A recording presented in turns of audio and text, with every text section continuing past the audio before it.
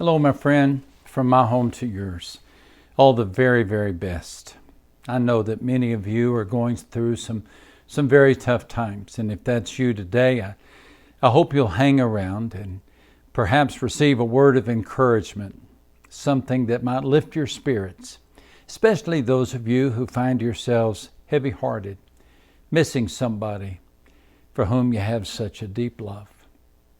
I'd like to share a story with you about a beautiful family who also went through a very devastating time and how God's promise of ultimate restoration got them through it.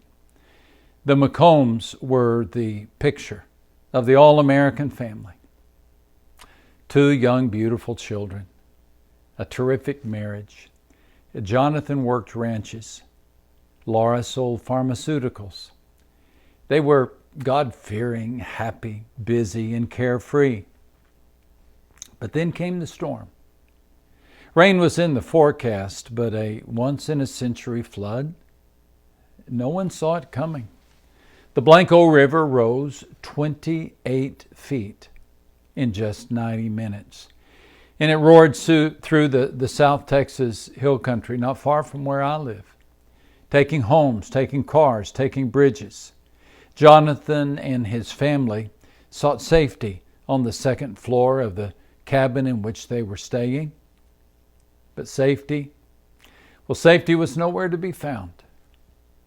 The house was yanked off of its foundation.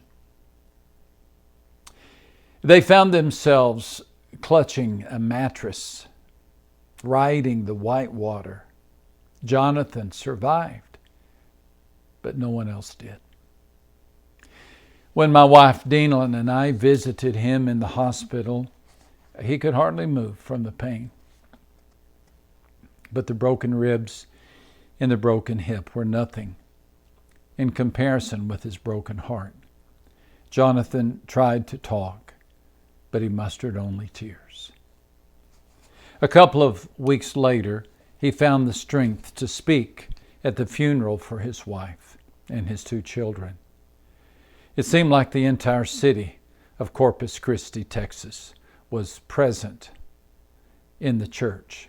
I mean, the church had no empty seats, and the church had no dry eyes. For well more than half an hour, Jonathan described his wife. He described his children. He spoke of their laughter, his love, their joy, and how empty his house had become. He kindly allowed me to share a portion of his message in my new book, Begin Again. He said these words: "People have been asking me how I am doing and how I can stay so strong and positive in a time like this. I have told them that I have been leaning on my family, my faith, and most importantly, my faith.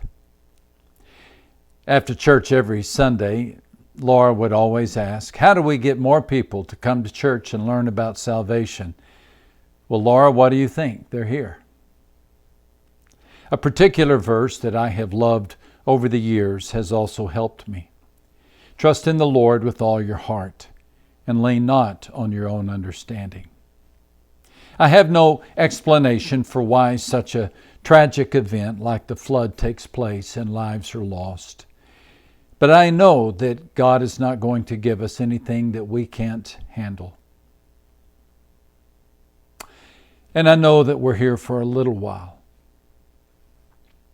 But trust me, if I could have every bone broken in my body to have them back, I would do it.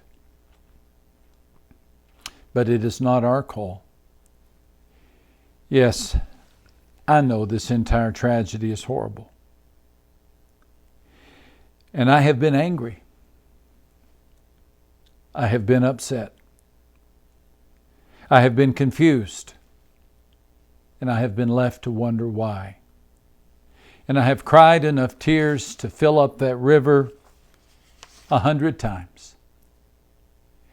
But I know I can't stay angry or upset or confused or continue to ask myself why.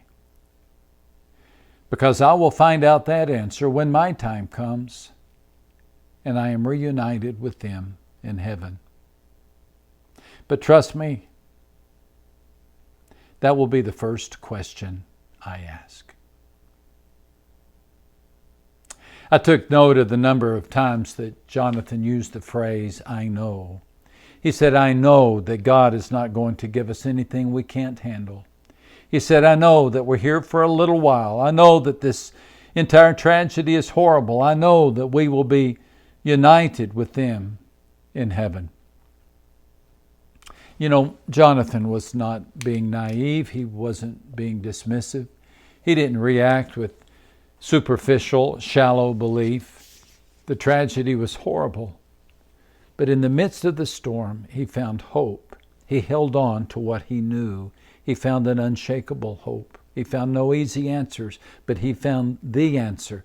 And he made the deliberate decision to build his life on God's promise to restore and renew. Now, some of you may relate to Jonathan's loss, and you've had to say goodbye too soon.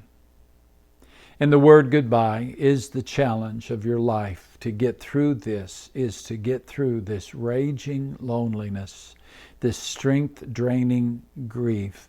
You sleep alone in a double bed, you walk hallways of a silent house, and you catch yourself calling out his name or reaching for her hand. And the separation has exhausted your spirit. Maybe the rest of the world has moved on. You ache to do the same, but you can't. You just can't say goodbye. Be kind to yourself, friend. You know, death just takes so much. We bury not just a body, but what? The wedding that never happened, the golden years that we never knew. We bury dreams. But hear me, please. In heaven, those dreams will come true. God has promised a restoration of all things. That's in Acts 3 and verse 21. All things. And all things includes relationships. Our final home will hear no goodbyes. We will speak of the good book. We will remember the good faith. But goodbye, that word will be gone forever. For today, please just take hold of God's ultimate promise to restore and renew all things. Let God's promise change you. Let this promise give you a renewed vision for your life. And to the degree that you accept God's vision, you'll get through this. You'll get through any circumstance. And you'll go from sagging to seeking, from mournful to hopeful, from dwelling on goodbyes to anticipating hellos. Friend, please take hold of this sustaining hope, the hope that death is not the end, and let this hope re-energize your spirit today as you begin again.